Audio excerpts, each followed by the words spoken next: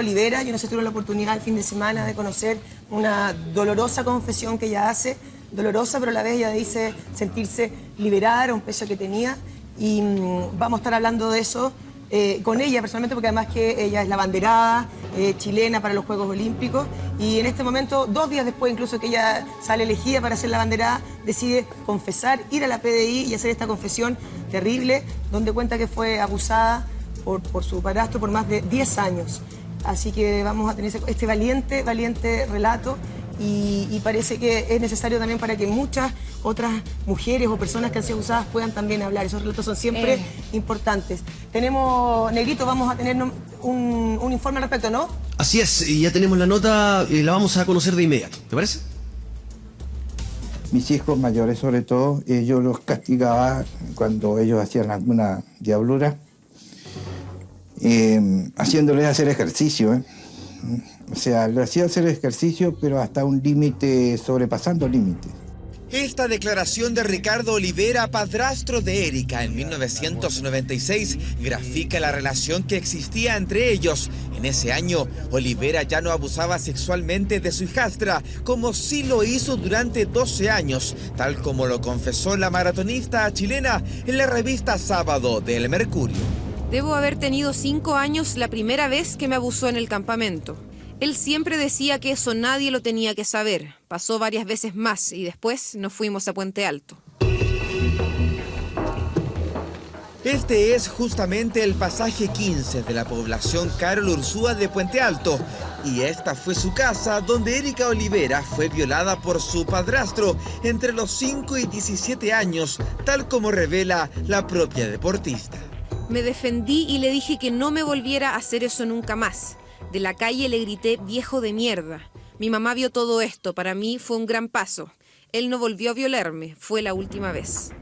Me siento muy feliz de entregar también este mensaje de que siempre hay una salida, de que si bien cuesta mucho, pero se puede salir adelante.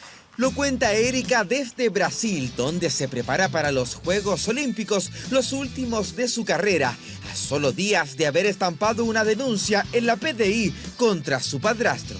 Me acuerdo una vez que me invitaron en vivo a un canal para una entrevista e hicieron un móvil en la casa de mis papás y lo entrevistaron a él. Tú eres la mejor y que de los mejores el triunfo. Ahora, falta solo un paso. Tú sabes la emoción que nos brindas en este momento. Yo me empecé a rasgar las uñas en el estudio, bajé la cabeza, pensaba, ¿qué cresta se cree este viejo? Me empezó a causar ya una molestia máxima. Una confesión dura es la historia impactante de la abanderada chilena a cerca de un mes del inicio de Río 2016. Bueno, ahí veíamos, impactante además, conociendo esta realidad, ver lo cara dura del señor en cuestión, hablando con propiedad. La verdad es que es bien impactante y uno dice a cuánta gente, a cuántas mujeres les pasará lo mismo, cuántas mujeres no han hablado. Es bien completo lo que hace la revista El Sábado y la verdad es fuertísimo. Ella dice cómo trata de luchar. Ella cuando dice que se cambia esta casa en Puente Alto, que lo llama en la nota, dice, bueno, como esta casa es más sólida, quizás voy a estar más protegida, ¿no? Hablando desde una niña, esto partió cuando tenía 5 años más o menos.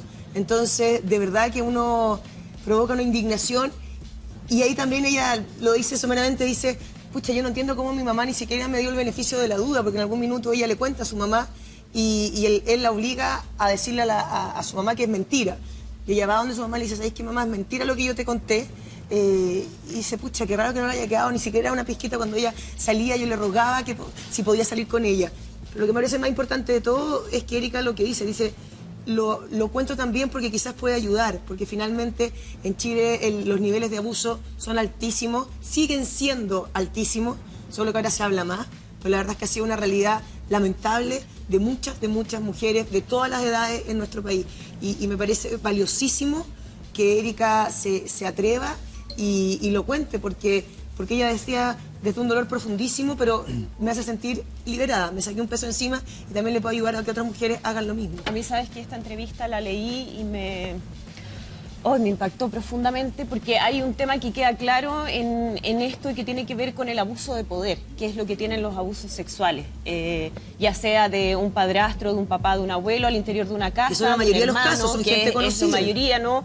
O de un profesor o un sacerdote, que en el fondo existe una relación de asimetría en términos del poder que tiene una persona sobre la otra. Y que por eso es tan impactante, ¿no? Porque no es solo el abuso sexual, entendiendo que el abuso sexual es terrible, es horroroso, sino que hay un abuso de poder en el sentido de que él controlaba todo lo que sucedía en esa casa a través de justamente ese poder que tenía sobre ella. Decía que si ella no se dejaba, y lo confiesan algunos hermanos que eran chicos también y que vivieron eso y todos se daban cuenta, decía que si ella no se dejaba abusar, en la casa no comían. En la casa los castigaban, claro. No le pasaban la plata a la mamá. Entonces él durante años mantuvo esta relación de abuso sobre toda la familia a través de Erika. A los otros hermanos les tocaba otra cosa, decía ella. Los bañaba con agua fría, en el fondo había un maltrato permanente. Pero a ella le tocó la parte más dura, que fue soportar durante tanto tiempo ese abuso sexual y ese abuso de poder. Y lo que yo creo que es tan relevante siempre mencionar, y lo hemos comentado en otras oportunidades, que es que es tan difícil romper con eso, es tan difícil pedirle a una mujer, a una niña con mayor razón, que sea capaz de denunciar lo que está sucediendo, que hay que estar especialmente atentos a ese tipo de señales. Hay quienes se dicen, pero ¿cómo tanto tiempo después? Bueno, porque es tan horroroso lo que una mujer puede llegar a sentir en un caso como este. El miedo te paraliza, que no te permite, a veces durante toda la vida, haber hecho una denuncia o haber hablado con alguien respecto a lo que a uno le pasó en ese sentido. Además, ¿sabéis que, Andrea? Es tan distorsionado porque yo leía la entrevista y leí también lo que nos mandaron a nosotros, y Erika tiene el apellido de este era su papá. Yo siempre pienso, y los invito a ustedes también en su casa, imagínense lo que es que alguien que supone que te cuida, que te protege, que debe contenerte, que debe tratar de que te vaya bien, que debe apuntalarte, hace esto contigo. Yo tengo la posibilidad y soy cercano a Vinca Jackson, que tiene este precioso libro Agua Clara sobre los espejos, que también fue abusada por su padre a raíz de su propia experiencia. Ella es psicóloga y también tiene una visión tremendamente positiva, al igual que Erika, que es esta posibilidad de salir adelante, de hablar estos temas. Pero hablarlos, como dice la Andrea, no es fácil. Porque, a ver, hay una gran diferencia. Con esto no estoy restándole importancia, por favor. Hay una gran diferencia entre un abuso de un profesor, de un sacerdote, como también hemos sido testigos de manera brutal, donde el tema del poder es importante, a este abuso de una figura que te cuida, que supone que te protege. Pero ¿sabéis qué? Yo también creo que los medios de comunicación tenemos un rol fundamental en relación a eso. O sea, de verdad creo que hay cosas, y con esto no quiero sonar grave, pero yo creo que hay tallas que yo personalmente erradicaría, de verdad. O sea, ¿sabéis que esa talla de ya no arrastra la bolsa del pan a mí me parece ofensiva, grosera, penca, rasca, estúpida? De verdad. Porque esto es violencia contra la mujer, es violencia, pero también el abuso también con hombres. Entonces, de verdad creo que ahí los medios tenemos que tener un sesgo distinto, tenemos que funcionar de otra manera. Yo creo que ahí hay una cosa muy fuerte. Es muy terrible lo que decís tú, Jaime, también de que tu abusador esté dentro de tu casa, que ya marca de una manera distinta, porque claro, es distinto un profesor, es distinto lo que dices tú por ahí, que la persona que está abusando de ti venga de tu casa y que en un principio venía de la parte física, o sea, la sometía físicamente, y cuando esto empezó a cambiar, empieza este juego psicológico de decirle no sales a entrenar, no hay plata para comer, distorsionar y extorsionar de tal manera a una niña que me parece realmente terrible, se me paran los pelos. En la mayoría de los casos sí se habla después de mucho tiempo y uno dice, pero ¿por qué si esto... ¿Qué pasa? ¿Qué sucede en la cabeza de una persona que no logra exteriorizar algo tan terrible? Sí es muy importante, sea cuando sea, creo que es un testimonio que es muy crudo y que a la vez te hace tomar conciencia y poner mucho ojo en lo que está pasando generalmente en tu casa, con tus hijos, hombres, mujeres, da lo mismo. También la falta de redes, porque finalmente ella se lo cuenta a su mamá en su momento. Ella dice, yo tenía 12 años y me seguía haciendo pipí. ¿Sí? Porque estaba pasando, porque tenía un trauma, porque lo estaba pasando pésimo, porque su vida estaba siendo marcada de una manera horrorosa. Y acá dice, por ejemplo, cuando ves que en un momento ella le cuenta a su mamá, dice, ¿pero qué te respondió ella cuando le contaste? Me dijo que ojalá fuera mentira, porque si era verdad que él me abusaba, nadie me iba a querer, no iba a poder tener hijos ni familia. Esa fue la respuesta que me dio. Que es al revés, en el fondo, que la pone a ella como responsable, claro. Que es lamentablemente lo que sucede muchas veces, y tristemente también lo que ocurre es que muchas veces esas mamás prefieren mantener esto en silencio por no perder esa relación amorosa, ese matrimonio, esa pareja. Esa estabilidad económica también. Y dudan siempre del testimonio de los niños. Yo creo que eso es fundamental porque nunca hay que dudar del testimonio de un niño. Un niño no es capaz de inventar ese tipo de cosas. A los niños hay que creerle cuando están relatando una situación que es absolutamente ajena a lo que es la realidad de un niño, como es una actividad o un acto sexual. A los niños hay que creerle y nunca poner en duda lo que están diciendo, porque quizás va a ser la posibilidad, la oportunidad, el momento que ellos tengan de valentía de decirlo. Entonces, el no escucharlo o no estar atento a esas señales puede ser absolutamente marcador para el resto de su vida. Y lo que decíamos, ¿no? Yo creo que el testimonio es valiosísimo, además porque uno dice, uno asocia a Erika Olivera con éxito. La verdad, ella tiene una familia preciosa, es una mujer que, digamos, que fue muy pobre y la verdad es que salió adelante y triunfo, y uno dice, es una mujer de una constancia y una perseverancia, uno la ve además como cierta cosa, ¿no? Más bien de una disciplina de deportista, digamos, de alto rendimiento, y entonces está muy bien porque uno dice, si finalmente esto le pasa a Erika Olivera, quizás a cuánta gente más le pasa que uno sabe que es cierto, ¿no? Además, seamos honestos, él es un pastor.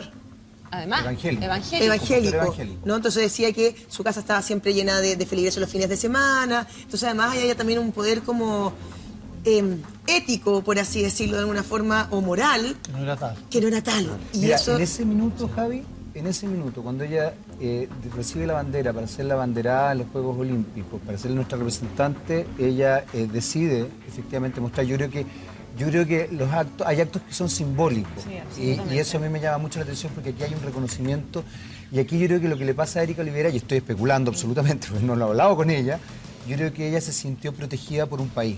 Yo creo que aquí hubo un gesto de decir, ¿sabéis qué? Podéis decirlo. Y justamente pudo decirlo en la prensa, pudo decirlo abiertamente porque esta vez sí le creemos. Porque sí le creemos, a los 40 años le creemos, que cáchate.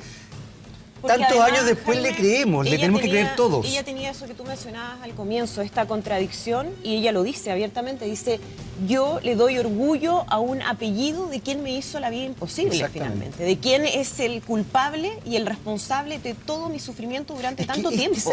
Y tengo que cargar con eso, y tengo que aguantar que me pregunten por mi familia, y me pregunten por mi papá, y que tenga el descaro, como lo veíamos en las imágenes, de salir a dar entrevistas. No, eso es impresionante. O sea, uno es el nivel de perversión que hay en esa cabeza. Es que eso, fíjate que qué buen punto tocáis, Andrea, porque yo creo que hay una cosa básica, y en este caso quizá, no quiero mezclar los temas, pero es como cuando de repente la gente todavía dice que una mujer porque anda con escote merece ser, que le pasen cosas. O sea, el discurso está provocando, ¿me cacháis? Sí. O porque una mujer ande con mini, está provocando. ¿Qué es esa cuestión? O sea, ¿cómo no vamos a poder revertir un poco la mirada y darnos cuenta que en realidad el provocado es el que tiene el problema? O sea, en este caso no es ella el problema, sí, como lo planteaba su mamá cuando le dice, ojalá sea mentira, porque si no tú no vas a hacer. Claro, a ti no te van a querer. Mira, pensar ahí que este señor, este pastor, con esa, digamos, con ese poder moral, con ese poder económico, lo que hablábamos antes, ¿no? Sí. Ella se le chantajeaba y decía que los días que le decía que no, se ponía como un poco más dura en ese sentido, le faltaba lo que decía la Andrea, no había plata para la casa, ni para su mamá, ni para nada. Entonces empezó a tener esa responsabilidad de que el bienestar económico de su familia dependía... Pasaba por ella y por esta situación, y por dejarse abusar finalmente. Y yo creo que ahí hay un punto también importante de las redes, ¿no? De los niños, de cómo protegemos a nuestros niños, cómo ella no se sintió en el espacio, porque no lo sintió, de poder contarle a una profesora. Dijo que estuvo a punto de contarle a una profesora, que se arrepentía hasta el día de hoy de no haberlo hecho. Pero en el fondo, pero también esos espacios, los niños se sienten muy vulnerables muy rápido, y esos espacios de confianza se coartan muy rápido también. Entonces también ahí, como sociedad finalmente, como colegios, como tíos, de repente un sobrino, como la vecina incluso, cómo nos generamos un espacio de confianza para que un niño o una niña abusada se sienta, como digamos, con ese espacio de libertad para poder confesar algo horroroso que le está pasando. Y creo que ahí tenemos una responsabilidad a todos, porque me parece que ella le trató de contar a su mamá, no resultó, y ahí quedó. que Entonces, además, qué ganas de que hubiera tenido otro espacio. Qué pena que no haya tenido el otro espacio, que yo creo que otros niños ojalá sí lo tengan, y ahí tenemos que tener ojo todos. Es que yo creo que tú tenías un punto que es re importante, que tiene que ver con ver a los hijos, con respetar a los niños, respetarlos. A mí siempre me sorprende porque yo siempre digo esto. A ver, si un niño no quiere que le des un beso al saludarlo, no le das un beso, punto. Por algo será. No se lo respetarle, obliga. no se le obliga. Si un niño siente que cuando lo abrazas se incomoda, pucha, tú puedes estar haciéndolo con la mejor de las ondas, con el mejor cariño, pero si él se incomoda y tienes que respetarlo. Si la no quiere ir a infancia se alguna parte, respeta. hay que estar atento con eso. Claro, es que esas son cosas muy sutiles. Claro, no quiere ir a alguna casa, está incómodo con alguna persona, estar atento a ese tipo de señales. Es tan delicado. Yo, a raíz de lo que mencionaba la Javi, en el libro de la Vinca, hay un relato muy dramático, porque la señora que trabajaba en su casa, su nana, la trataba de proteger porque se daba cuenta. Siempre hay alguien que se da cuenta. Entonces, cada vez que llegaba el papá, ella la llamaba para hacer cosas con ella, o salía a comprar y todo. Y el papá le decía que se quedara. Y ella decía que eso era el momento más aterrador. Estamos hablando de niñitas. Entonces tú decís, Crista, qué espanto. Qué espanto. Y hay personas que se dan cuenta y tampoco pueden hacer nada porque también está la cadena de poder. Lógico. Si esa nana decía algo, a ella le iba a llegar. Claro. Entonces, es una situación horrorosa y ahí insisto, el llamado social es muy relevante. Cambiar los discursos, respetar la infancia, entender cómo nos referimos a ciertos temas. Y también que pasa en una sociedad que gente se puede querer abusar o te pueden pasar cosas a nivel físico a una niñita de 5 años. Yo algo que todavía no termino de entender de los pedófilos y de los abusadores, que de verdad no lo entiendo. Yo tengo una hija de 3 y faltan 2 para que tenga 5 y digo, es que no lo hablo muchas veces con mi pareja y decimos, ¿cómo te va a pasar algo físico con alguien tan chiquitito? Como que ahí también tenemos una enfermedad social, Javi, de la cual... Pero eso pasa en todas partes, Javi. Lamentablemente es un tema que está más presente y por eso que hay que estar con los ojos tan abiertos. No tiene que ver con un tema de nivel socioeconómico, No, para nada. Tiene que ver, incluso Mira, a nivel mundial. Tú ves exacto. países súper desarrollados, en Europa hemos visto casos horrorosos de papás que han mantenido a su hija encerrada en un sótano, violándola permanentemente. Entonces, es un tema que está presente y que hay que tener los ojos abiertos justamente para que los adultos, quienes estamos a cargo de niños, seamos capaces de, ante cualquier señal, darnos cuenta e intervenir frente a ese tipo de situaciones. Vamos a estar en un ratito conversando con Erika Olivera. Yo creo que Chile le agradece un gesto como este porque de verdad que además de ser liberador para ella, yo creo que puede abrir luces para mucha gente que está sufriendo de abuso o que ha sufrido abuso, y la verdad que es un peso súper, no sé, yo tengo casos cercanos y la verdad es que es un peso tan grande que una vez que se cuenta, que se libera, la verdad es que también hay un descanso como de todo tipo, físico, psicológico, y vamos a estar también más ratito hablando de ese tema, ¿no? Con un coach acá, de cómo tenemos estas, de repente, cómo liberarnos de ciertos traumas, de ciertas cosas que la verdad es que han afectado nuestra vida. Qué importante es para tener una vida mejor, poder de repente sacarlos para afuera. Vamos a estar hablando de eso, vamos a estar hablando, saludando y abrazando a Erika en un ratito, que además insistimos en nuestra banderada para los Juegos Olímpicos. mucho orgullo. Pero tenemos también acá al señor Santiago Pavlovich,